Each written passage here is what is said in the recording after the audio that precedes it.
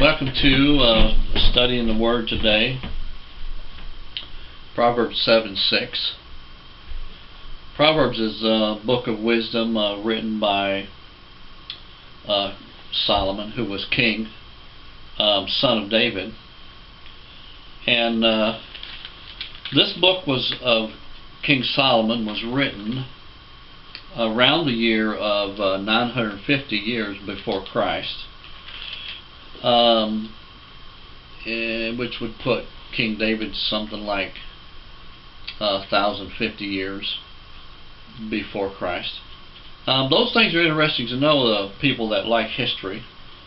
But King Solomon was a man who relied on supernatural wisdom from God to rule the people, and God richly blessed him. So listen to the things that Solomon says here, and the Lord has picked this one out today.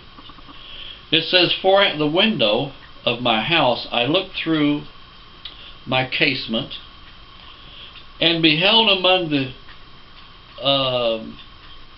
simple ones." He says, "I discerned among the youths a young man void of understanding, passing through the streets near her corner, and he went the way up to her house.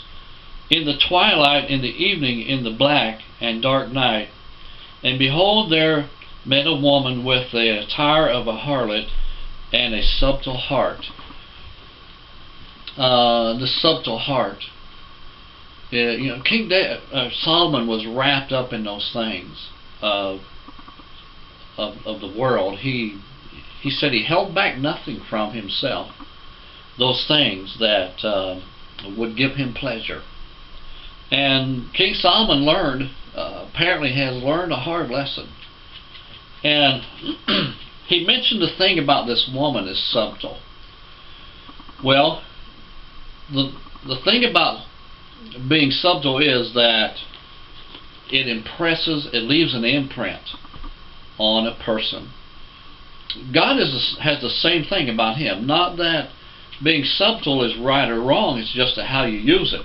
It's like television. If you use television as a tool of evil, man, you can really press in, and today's people are really good at that. But at the same time, there's a lot of good preachers on television today. Well, I don't know if I want to say a lot or not, but there's some on there that are still good preachers. And it's a tool, an instrument to be used. The Bible said that Satan came at Eve in the garden. He was the most subtle creature. The serpent was the most subtle creature, and he came to Eve in this fashion. Well, okay, what is that exactly?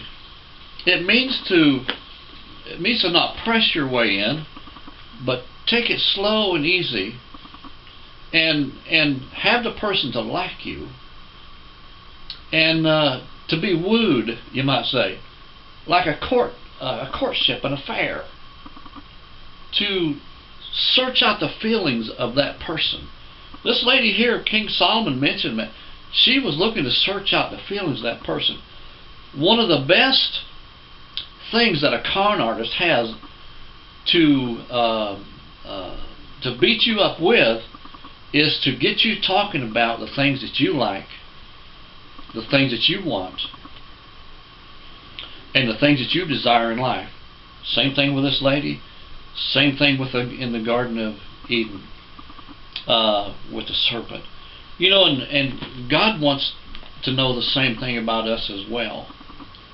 But God wants us to know and to feel those things that are good and holy and right. And He wants us to take upon ourselves a godly nature and to love those things.